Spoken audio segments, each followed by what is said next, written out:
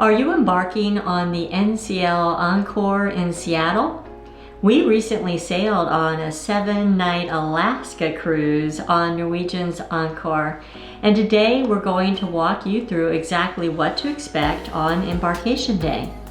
We'll show you how we boarded with priority, what the process looked like in real time, and whether it really helped us skip the long lines. We're also going to share a few things we wish we had done differently, plus some easy mistakes you can avoid so your first day starts off smoothly and stress-free. And before we even got to the port, we spent some time exploring Seattle, and we'll give you a quick look at that too, because it really added to the overall experience of our trip. Hi everyone, I'm Pat. And I'm Kathy. And we are Calm Sea Cruise. And if this is your first time cruising from Seattle, or even your first cruise in general, this video is going to help you feel prepared and confident before you even arrive at the port. Okay, so before embarkation day even starts, one of the best decisions we made was flying into Seattle a couple days early instead of arriving the day before or on the same day, which is never advised. This gave us time to relax, adjust, and explore without worrying about delays or rushing to the port. We stayed in a Verbo that was in a convenient location. It was close to a local market, which made it easy to grab groceries and a few last-minute items we forgot to pack. We also loved that it was within walking distance of some of Seattle's most popular spots. That extra day made a big difference for us. We were able to walk over to the Space Needle area, which is such a beautiful part of the city. There's a park nearby with a fountain where kids were running through the water, and it was such a fun, relaxed vibe. It really set the tone for our trip. Since we had already been to the Space Needle a few years ago, we decided to visit the Tahuli Garden and Glass. It was just stunning. Even if you're not into art, it's one of those places that just feels unique and memorable, certainly. We started inside where you see the Sea Life Tower, Persian ceiling, and the Millefori. Which was so colorful. Did I say that right? Let me try again. We saw the Persian ceiling and the Millefiori. Thank you. Thanks, Pat. It was so colorful. Actually, it brought kind of tears to my eyes. It was so beautiful. And then we went outside to the gardens, and they had amazing glass art with the ability you looked up and then saw the Space Needle. And later we stopped by the Armory where we grabbed something to eat and caught a few live performances. They had hula, a dragon show. It was a really easy and enjoyable way to spend the afternoon without needing a packed itinerary. If you can, we highly recommend arriving early. It turns embarkation day from stressful into something you can really look forward to. All right, so getting over to the port. Now from our Verbo, getting to the cruise port was very straightforward. One important thing to note is the NCL Encore and all NCL ships sail out of the Ball Street Pier, which is on Pier 66, not Pier 91, which is about a mile away. This is a key detail because the two locations are completely different, and going to the wrong one would really slow you down. We chose to take a lift, and for us it was simple and really efficient. Yeah, when we arrived, the first thing we noticed was how organized everything felt, even though there was a steady flow of traffic. There were clear signs directing vehicles, and staff members were helping guide people to the correct drop-off areas. Compared to some other ports we've been to, this one felt a little more compact, but also easier to navigate.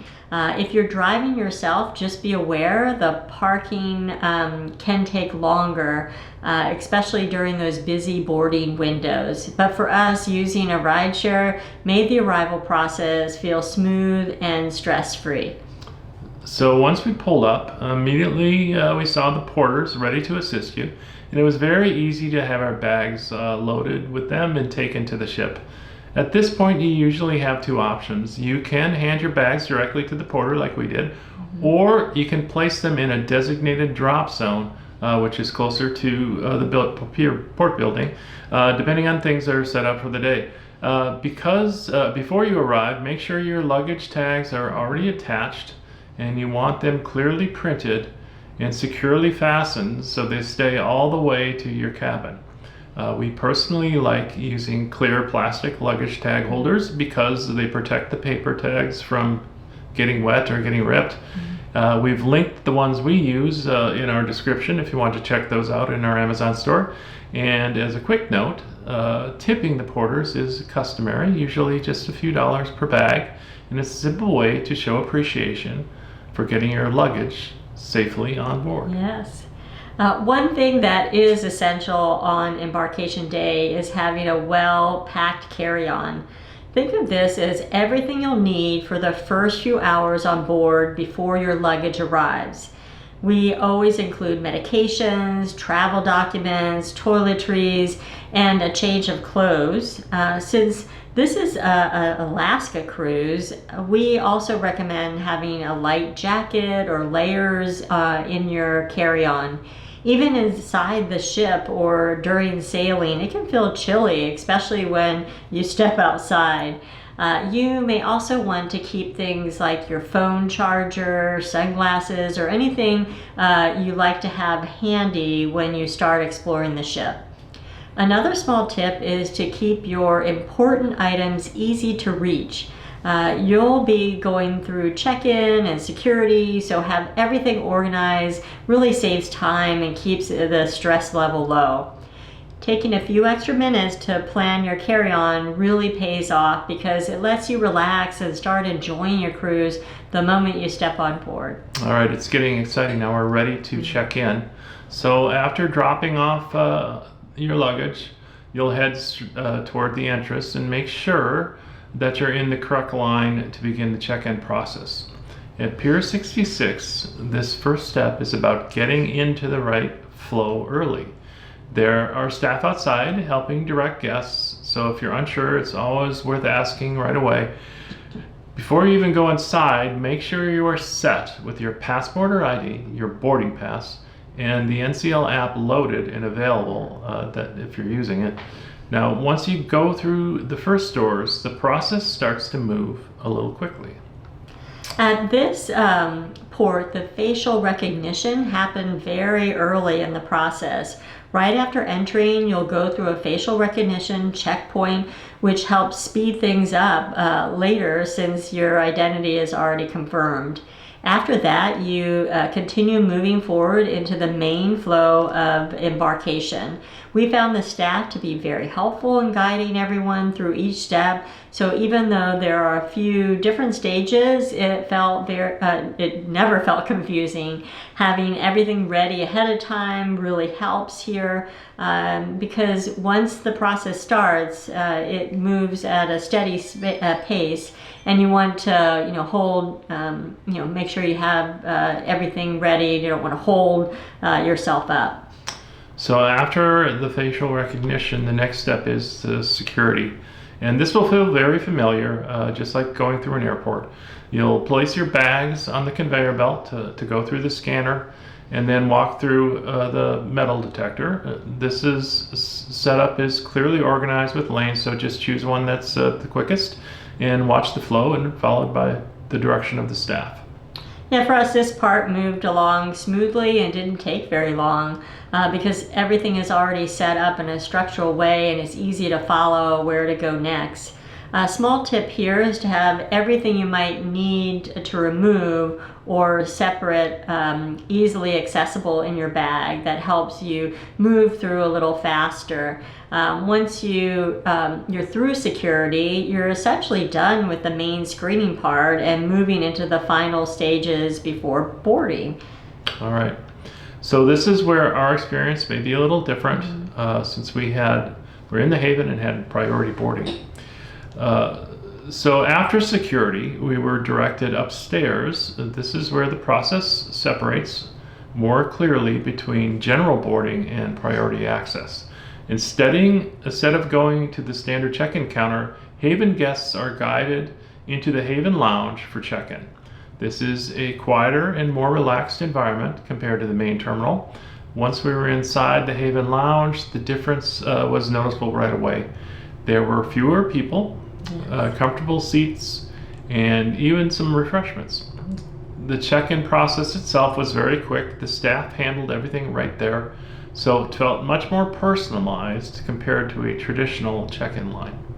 But for us, the transition from lounge to boarding felt really seamless. We were escorted to begin the boarding process, and that escort really helped remove any guesswork about where to go next. Our cruise card was scanned, and the boarding process really began. Now it is time to board the ship. So initially, when you board the ship, there is a fairly substantial gangway in Seattle that you need to walk on. This is not a straight shot like other ports. This is back and forth and back and forth and up and up and up. Anyway, walking up the gangway, we saw the view of the ship in downtown Seattle, and it was really beautiful. Then stepping onto Encore, that was exciting. There's something about the first step on board that really makes the trip feel real.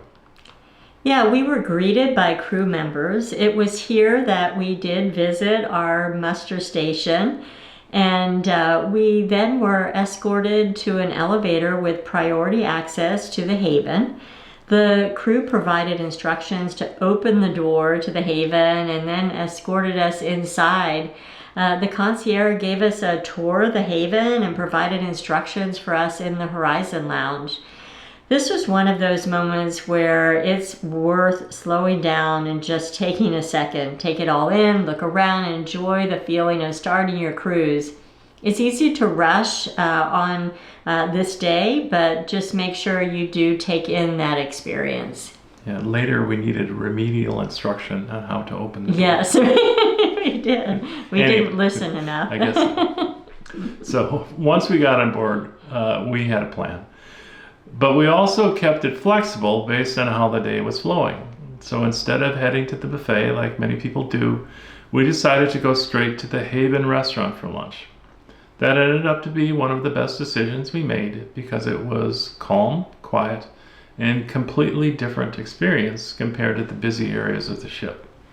What we loved most was being able to sit down, take our time, and then just enjoy the moments after boarding instead of feeling rushed or overwhelmed. This is something we would recommend if you have access to the Haven.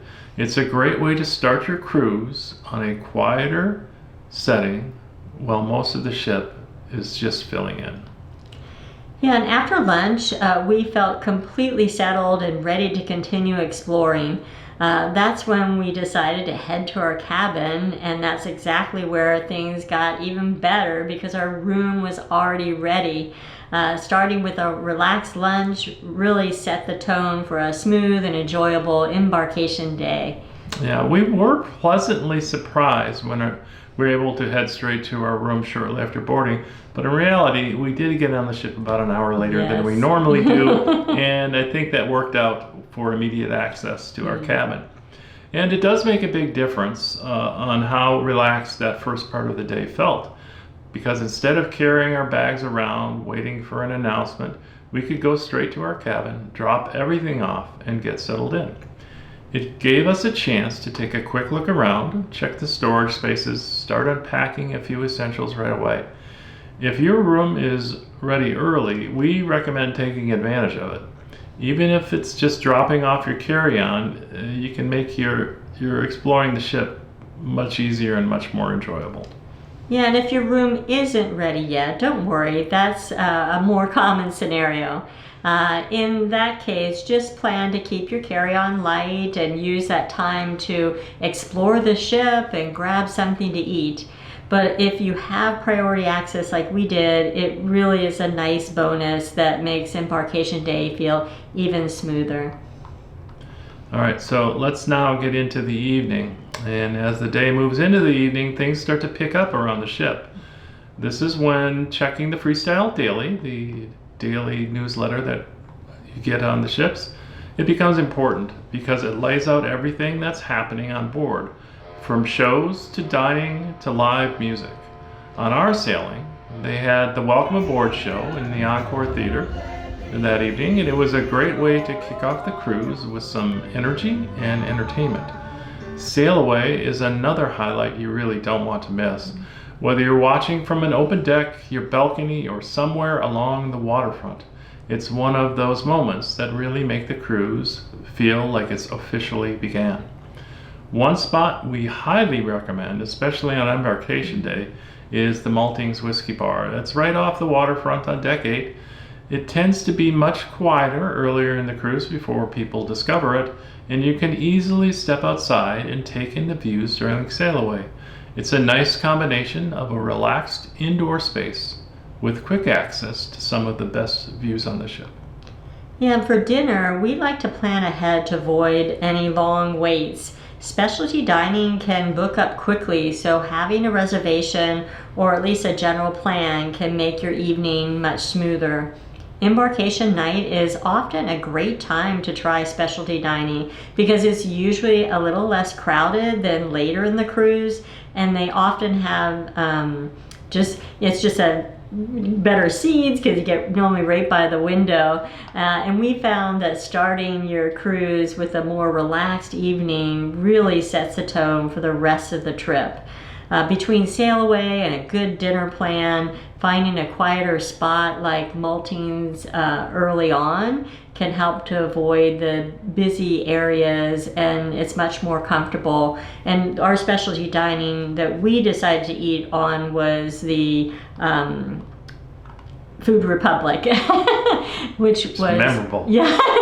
No, it was very memorable. It was really a great option. We'll just show you a little footage of that as a sneak peek. But it's just a different way to order because you order right on the electronic, tablet versus giving your order to your waiter. All right. So let's talk a few tips that can make big differences. First, think about your arrival time.